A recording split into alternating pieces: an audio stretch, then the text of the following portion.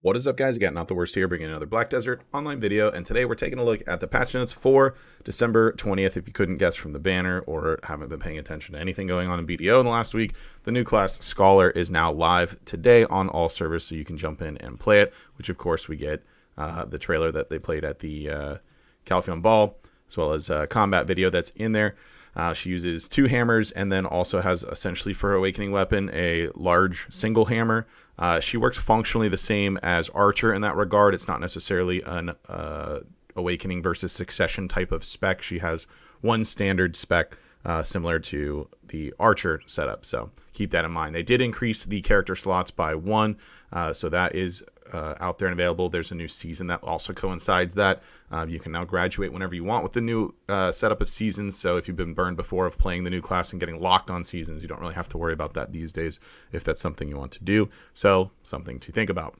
Other things they have going on before we jump into events, although this is brought up in events again, the return of the Pico's Dreaming Horse Challenge is back. This was to get a free T9 horse that we saw last summer. If you got it then, you can get it once again. This is now going to be permanent moving forward, so it won't be coming up again that I know of, but new players that come into the game in the future will be able to do this. Something I want to caution, and I talked about this a lot last summer when this was given out, and not as many people agreed with me and now feel like they got burned. So I'm just going to throw my 2 cents about what your choice here should be.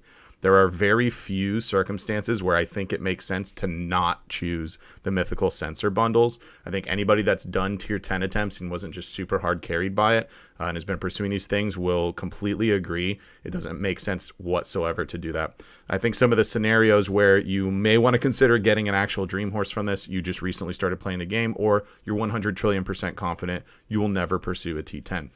There is some amount of argument based on like what the male availability of some on the marketplace are, but the truth is it's going to be a whole lot easier to purchase a dream horse that you need off of the market. Getting 12 billion silver is kind of a joke nowadays, whereas you could functionally do that in a I don't know, if you're super neckbeard, do it in a day, a couple of days if you're normal, right? Mythical sensor bundles, you cannot go acquire 5 of those in a day. You are time gated. It's also much easier than it used to be fair, but it's not the same. So do whatever you want, pick whatever you want. I'm just telling you, there's a lot of stories of people regretting having not chosen the mythical sensor bundle since they've been on the T10 journey after that, because of time gated materials and also mythical feathers just being annoying in general. So yeah, caution you there before you just jump into picking a random dream horse. Really think about what you're going to be doing long term with those T10s. 5 bundles is actually insane to get, so keep that in mind. The new season, as we mentioned, you got a new season character ticket, so you can make a new one. They also, along with the new season, like they talked about the Calpheon Ball, all of the enhancing materials for the seasons have been consolidated into just the time-filled Blackstones, so they now functionally operate the same. Now you might be thinking, what about the refined magical Blackstones that used to give you that guaranteed enhancement? Well, guess what? Now Pride, Duo, and Try are all guaranteed anyways when you're doing it, so those completely don't matter. And also, it doesn't downgrade when you're pursuing the Tet click. It can from Pen, so you can go back to Try from there, which is really super easy mode, but I guess it's honestly just the point in the game where it's time for that. We also have the new Choose Your Tet Blackstar box. As this is now, they're going to change this starting next week. I think they just kind of decided they wanted to do this a different way, or maybe realize that other players or something might be locked out based on how many season tickets are there. You need to get your choice of untradeable Tet Blackstar. You need to reach level 61 with your season character, and then complete one of the following: the simplified main quest line up to Medea, the quest line of Eternal Winter, sorry console players, or the quest line of Land of the Morning Light, which is a nightmare. Completing any of those functions, and then you can actually choose what you want out of 4 different options. This is where they do note that next week it's going to be for adventurers who graduated from the season server via the simplified quest line instead of the main quest line, but we're unable to claim the Choose Your Tet. So that part is being modified next week. So anyways, you can choose one of whichever Tet Blackstar weapon that you want. If you have full Pen Blackstar and you were considering getting one of these and then just YOLO 420 swag, clicking it on a whatever stack, because and if it goes, you just sell your current one, right? The thing is, that's +6 on the fail stack that you'd increase when you probably fail, and you can just get these, the Dim Origin of Dark Hunger. Just like it says, for adventures who do not require Tet Blackstar weapons, you just pick these up and juice your stack up by 10 or more, depending on what the stack is. So that's likely just a better choice for you for doing that. Alternatively, I've mentioned like you could just get one of these Tet Blackstars to sit there for every time we get Jay's Hammers, just so that you have something to click, and then swap it out with your current Pen Blackstar and sell that one, which is an option. I actually even considered maybe doing that, but I'm just going to take the dim origins and fail accessories later. So that's me. So those things covered, let's jump on into the events. You'll notice a few things we covered are actually listed in the events, the Black Star being one of them, along with the Dream Horse. So since we've covered that, leveling up a Scholar, you're going to get rewards, which, I mean, is pretty standard with new classes, enhancement materials, scrolls, XP scrolls, item drop scrolls, etc. for just leveling up. We've got Happy Christmas with a Snowflake Tree. When you log in, you're going to see you get 3 little seeds and a special event fence. So you're going to hook that up with your farming character there. It's going to grow into a tree that then gives you like 50 to 60 cron stones, which is kind of cool. We've got bonus rewards for doing some guild missions, so you can jump into that. There are some special login rewards for new and returning adventurers coming back around. We have Santa Patrigio here for Christmas. He's got 50% off on the energy cost, as well as a couple of RNG items added in, and a price reduction on the other items that he does have as well. And we have Grandpa Kron's gift boxes. This works a little bit differently than when the Kron Miss thing happened and he just ran around different towns and threw gifts at you. These are actually going to spawn gifts in grind zones that you're at, and it does note you can't be in a platoon for them. And you kill those and you'll get, you know, same old enhancement items, random items, whatever, some extra stuff while you're grinding. I'm going to miss the Afuaro event that left yesterday, but as long as this one is, you know, spawning as often as that was, then I'm pretty okay with it.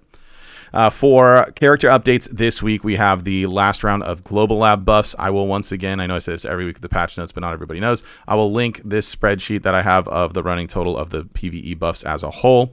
Us getting the Zerker, Witch, Guardian, Archer, and Megu changes here, which you can see I already had notated on this from when they were added to Global Labs on December 8th, and then said they'd be going live until 12/20. It is 12/20, and surprise, surprise, those buffs are now going live. So if you want to check them out individually, I do have the buffs listed from the original state prior to any PvE buffs to the now current state, but marked here as future state of what the changes were. So it kind of drills those down in more specificities if you would like to view them. If not, just know that those classes got buffed this week, and there you go. So moving on into other content. Updates, a little bit of adjustment to Old Moon Grand Prix, adjusted the speed correction values applied according to each rank, which is okay. One of my favorite things that came out of the Calpheon Ball, which I think is a huge deal to probably more so like late game, very late game players, but it was improved so that an enhancement failure when you use Cron Stones adds 1 stack to the enhancement chance. Just for reference, I have failed my second pair of Tet Dawn gloves 85 times now on a 258 stack, so it would now be a 346 stack if this was existing before. I'm not crying about it not existing before. I'm just happy that the next 85 fails on it will then continue to push the stack higher, so I can blow something else up with it. Something else to note, they removed the all AP plus 5 from the Nesser gloves because people were just running that to squeeze an extra 5 AP. They also then implemented plus 7 for running 3 set armor effect of the Slumbering Origin. So 3 out of the 4, an additional 7 AP against monster. You could potentially try and say this was mostly for like the gloves, but I'll tell you the real reason for this being what they decided to do in a 3-piece set specifically is the real full sweat mode on squeezing extra AP was running Nesser's glove with 2-piece of Gruntle set, which has a 5 AP bonus as well. This was being done at like Darkseeker's Retreat because it's an 1100 AP cap, and I don't know, people just got ultra sweaty and really wanted to get that extra stuff, so they're running like Gruntle or whatever. Not so much at Tungrad Ruins because the accuracy requirement there is much higher, and also because running in Gruntle there's like kind of yikes if you're not just melting the Visionary right away. So that was changed. Just run Slumbering Origin. It makes sense. Having the best in slot stuff not be best in slot in every scenario is always a little weird. We saw that when they changed offhands a long time ago to give extra bonus to Black Stars instead of the yellow offhands that exist.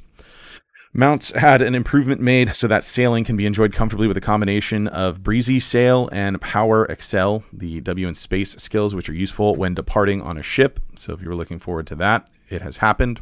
They've updated the UI loading screen. We have some issue fixes and tweaks, that sort of thing from there. So let's jump on over to the Pearl Shop and take a look at what's going on this week. First up, we have a new outfit, Grandpa Kron's Helper Outfit box. If you want to pick that bad boy up, it's 2,200 pearls. I actually just I'm like, hey, that's not too bad. And obviously, I'm going to play the new class for a bit, like almost everyone else. So I was like, I'm of course going to put the best in slot outfit, which is Shell Bell Wipeout. However, apparently that doesn't work on the new class. You can't open it on her. So I guess I'll run one of these instead. Not a super big fan of the Scholar default outfit. You can get a double pack of these for 39.60 pearls if you want. If you want to dress up your horse to match with it, you've got Blitzen horse gear available for 1,400 pearls. Krista donkey gear at the same price. The Cristela wagon set, also that, so you get a full Christmas theme across the board. We've got back to school shopping. Interesting word on that. Get it, because Scholar. 3,900 pearls gets you the Magnum Opus premium outfit set along with the glasses to go with it. Here is what it looks like. It's the one from the trailer, of course, because it is her release set. You can get the accessories individually, 500 or 200 on the Epsilon glasses. She's, of course, got underwear available because she's not running Commando out there. We've got an Artisan's Enhancement Pack for 1,500 pearls. It's got 125 Artisans in it, 20 Mem Frags, 250 stacks, an Enhancement Help Kit 2, and 10 Valkscry.